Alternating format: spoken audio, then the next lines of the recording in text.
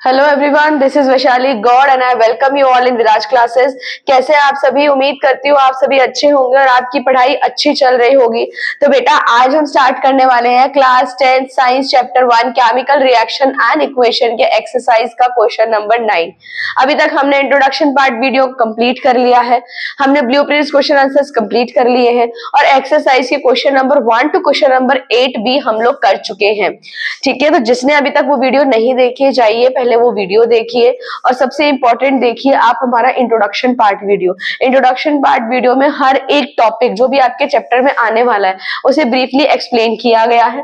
ठीक है, और वहां से आपको एक आइडिया मिलने वाला है बेटा कि आपको क्वेश्चंस किस तरीके से अटेम्प्ट करने हैं और अगर कोई भी क्वेश्चंस आपके इन बिटवीन चैप्टर में आता है तो उसके लिए आप आंसर लिखने के लिए कैपेबल हो जाते हैं।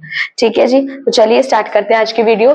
फर्स्ट क्वेश्चन कह रहा है what does one mean by exothermic and endothermic reaction, give examples. Again you have to move on to the introduction part video क्योंकि वहां पे exothermic और endothermic reaction बहुत अच्छे से मैंने समझा दिया है। ठीक है, ब्रीफली समझा रखा विद एन एग्जांपल्स आल्सो। अब यहाँ पे अगर हम शॉर्ट टर्म में बात करते हैं तो देखिए आपको एक वर्ड दिया गया है exothermic। ठीक है, एक्सो में एक वर्ड छुप रहा है एग्जिट और थर्मिक मतलब होता है हीट। अगर आपके पास में कोई ऐसी इक्वेशन है जिसमें क्या हो रहा है भैया, हीट एग्जिट कर रही है या फिर हीट रिलीज हो रही है किसी इक्वेशन के अंदर, वो रिएक्शन आपकी क्या कहलाएगी बेटा? Exothermic reaction. क्लियर है? सॉरी, एक्सोथर्मिक रिएक्शन क्या कहलाती है? अगर आपके पास में कोई ऐसी रिएक्शन है जिसके अंदर हीट क्या कर रही है बेटा? रिलीज हो रही है, उस रिएक्शन को आप बोलोगे एक्सोथर्मिक रिएक्शन। सिमिलरली आपका आता है एंडोथर्मिक रिएक्शन। एंडोथर्मिक रिएक्शन की अगर हम बात करते हैं तो एंडोथर्मिक रिएक्शन में अगर हम इसको ब्रेक करते हैं तो एक आता है एंडो, एक आता है हीट। ठीक है, एंडो की अगर हम बात करें तो हम अपने समझने के लिए कह सकते हैं एंडो मतलब अंदर, एंटर हो जाओ, है ना। तो एंटर होना किसका? हीट का। मतलब अगर आपके पास में कोई ऐसी रिएक्शन आती है जिसके अंदर क्या हो रही है भैया, उस रिएक्शन में हीट को एब्जॉर्ब किया जा रहा है तो वो रिएक्शन क्या कहलाएगी आपकी? Endothermic reaction. क्या कहलाएगी? Endothermic reaction. आई होप बच्चों आपको ये तो समझ आ गया होगा कि एक्सोथर्मिक रिएक्शन क्या होता है, एंडोथर्मिक रिएक्शन क्या होता है।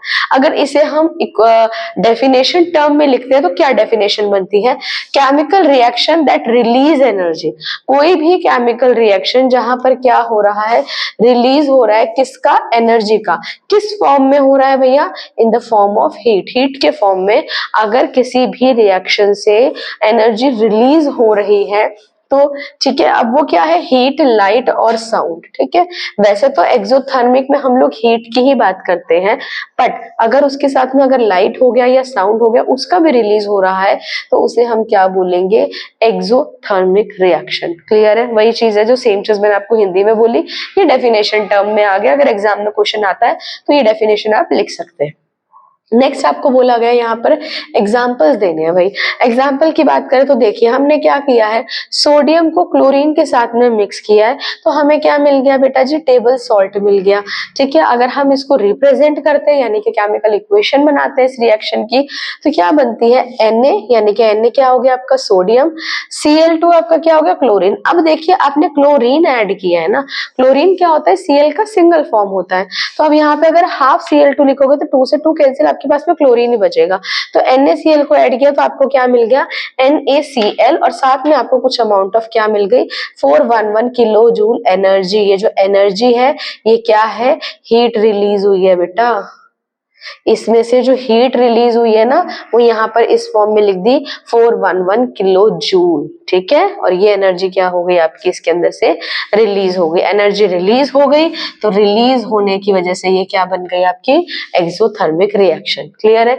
चलिए अब एंडोथर्मिक रिएक्शन के बारे में बात करते हैं तो एंडोथर्मिक रिएक्शन क्या बोलते हैं?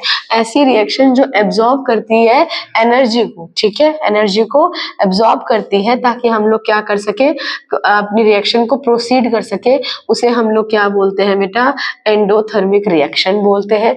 अब एंडोथर्मिक रिएक्शन रिएक्शन की अगर हम एग्जाम्पल की बात करते हैं तो इस प्रोसेस में हमने क्या यूज किया है, in this process of photosynthesis plant use the energy from the sun to convert carbon dioxide and water into glucose and oxygen.